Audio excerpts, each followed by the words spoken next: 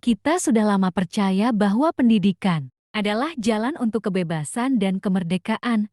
Tapi, bagaimana jika saya katakan bahwa pendidikan yang kita jalani, dari sekolah dasar hingga universitas, sebenarnya dirancang untuk menghasilkan buruh, bukan pemikir? Sistem pendidikan apa yang kita punya? Pendidikan yang kita kenal hari ini, terutama di negara-negara besar, pada dasarnya adalah produk dari revolusi industri. Sejak abad ke-19, saat dunia mulai beralih dari agraris ke industri, ada kebutuhan besar untuk tenaga kerja yang terlatih, terstruktur, dan mudah dikendalikan. Para pembuat kebijakan saat itu merancang sistem pendidikan untuk mencetak tenaga kerja yang siap pakai, bukan untuk menciptakan individu-individu yang bisa berpikir kritis, memimpin, atau mengubah dunia. Jika kamu pernah bertanya-tanya kenapa banyak sekolah mengajarkan kita untuk mematuhi aturan tanpa banyak ruang untuk pertanyaan atau kreativitas, inilah jawabannya. Siapa yang merancang semua ini? Siapa yang memutuskan bahwa kita semua harus duduk bangku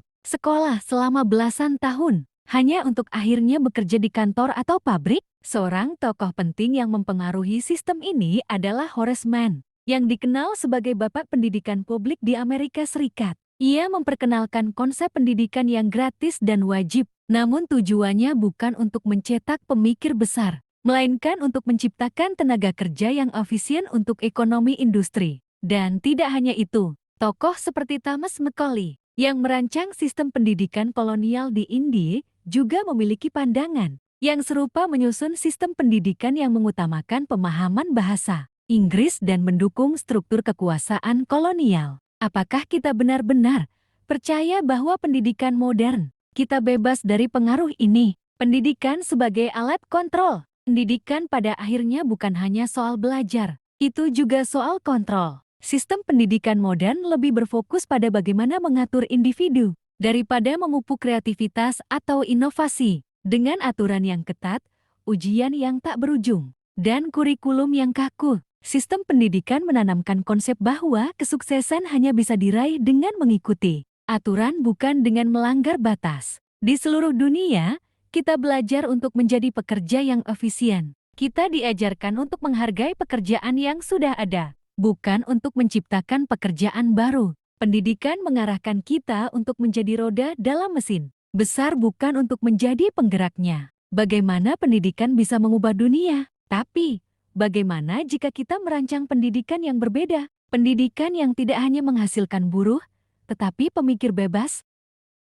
Bayangkan sebuah dunia di mana setiap anak diajarkan untuk berpikir kritis, untuk meragukan segala hal, dan untuk menciptakan solusi baru yang belum pernah terpikirkan sebelumnya. Bayangkan jika kita diajarkan untuk tidak hanya mengejar pekerjaan, tetapi juga untuk menciptakan lapangan pekerjaan untuk merancang masa depan yang lebih baik, lebih adil, dan lebih kreatif. Apakah itu mungkin? Pendidikan di masa lalu vs pendidikan sekarang. Sekarang, mari kita bandingkan pendidikan masa lalu dengan masa kini. Apakah pendidikan kita sekarang benar-benar sejalan dengan perkembangan zaman? Atau malah kita terjebak dalam sistem yang sudah tidak relevan lagi? Pendidikan masa lalu vs pendidikan masa kini. Pada masa lalu, pendidikan cenderung terbatas pada kalangan elit. Hanya mereka yang memiliki akses ke sumber daya dan kekuasaan yang bisa mendapatkan pendidikan tinggi. Namun, pada masa revolusi industri, ada dorongan untuk mendemokratisasi pendidikan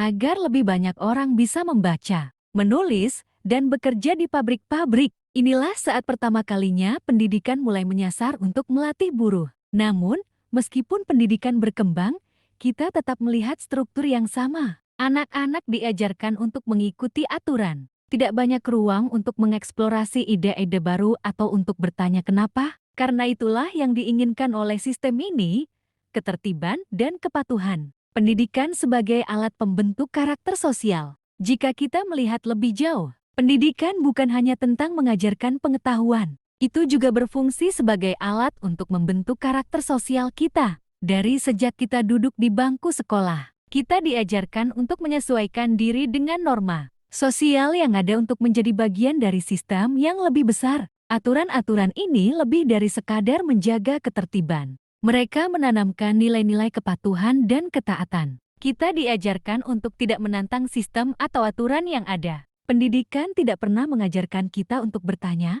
apakah ini benar? Atau mengapa kita harus melakukan ini? Sebaliknya, kita diajarkan untuk menghargai sistem yang ada, baik itu sistem keluarga, sistem pendidikan, atau sistem pekerjaan. Tujuannya, untuk menjaga sistem tetap berjalan dengan lancar, tanpa gangguan, tanpa perlawanan. Dampak sistem pendidikan yang mengutamakan kepatuhan. Apa yang terjadi ketika kita diajarkan hanya untuk taat? Apa yang terjadi ketika kita terus-menerus diberitahu bahwa menjadi baik berarti mengikuti peraturan tanpa bertanya? Kita menjadi terbiasa dengan rutinitas yang monoton. Kita merasa bahwa kita tidak memiliki pilihan selain mengikuti aturan yang sudah ada. Bahwa bekerja keras di perusahaan besar adalah satu-satunya jalan menuju kesuksesan. Dan begitu kita menerima itu, kita kehilangan kemampuan untuk bertanya tentang potensi kita yang lebih besar, tentang kemungkinan untuk menciptakan sesuatu yang lebih baik, atau tentang bagaimana kita bisa mengubah dunia. Pendidikan yang menekankan kepatuhan tanpa mempertanyakan itu berisiko besar. Kita melahirkan generasi yang hanya tahu bagaimana bekerja keras untuk orang lain, bukan untuk diri kita sendiri. Siapa yang diuntungkan dengan sistem pendidikan ini? Lalu, siapa yang diuntungkan dengan sistem pendidikan yang dirancang untuk mencetak buruh? Jawabannya cukup jelas. Mereka yang memegang kekuasaan dalam industri dan bisnis besar. Mereka yang memiliki pabrik, perusahaan, dan kontrol atas sumber daya. Sistem pendidikan yang ada memastikan bahwa kita anak-anak yang menjadi pelajar siap untuk mengisi posisi yang mereka butuhkan dalam organisasi mereka. Kita dilatih untuk menjadi bagian dari rantai pasokan mereka, bukan untuk mengguncang atau mengganti sistem yang sudah ada. Ketika kita bekerja keras untuk orang lain, mereka mendapatkan keuntungan besar, sementara kita hanya mendapatkan bagian kecil dari hasil kerja keras kita. Sistem pendidikan ini memastikan bahwa mereka yang sudah kaya dan berkuasa tetap berada di posisi itu, sementara kita, para pekerja, tetap terjebak dalam sistem yang dirancang untuk mempertahankan status quo. Pendidikan yang mendorong pemikiran kritis. Namun, ada juga sebuah gagasan yang lebih menantang. Pendidikan yang mendorong pemikiran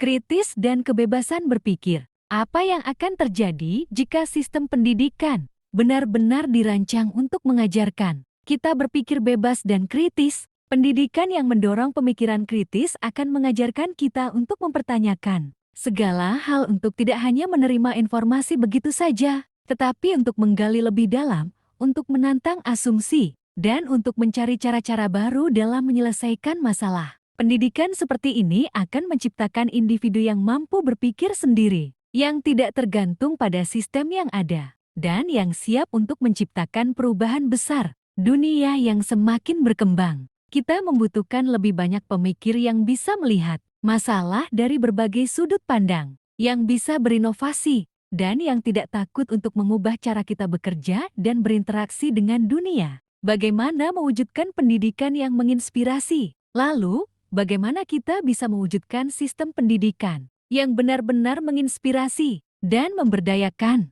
Pendidikan harus menjadi proses yang membebaskan, bukan yang mengekang. Kita perlu mengubah paradigma pendidikan yang ada, dari sekadar mengajarkan keterampilan yang dibutuhkan oleh dunia industri, ke mengajarkan keterampilan yang membantu individu berkembang sebagai pribadi yang utuh. Jika kita menginginkan dunia yang lebih baik, kita harus mulai dengan mengubah cara kita mendidik generasi mendatang. Kita harus memberi mereka kesempatan untuk bermimpi besar, untuk berinovasi, dan untuk tidak takut gagal. Mereka bukanlah buruh masa depan, mereka adalah pemimpin, pencipta, dan agen perubahan.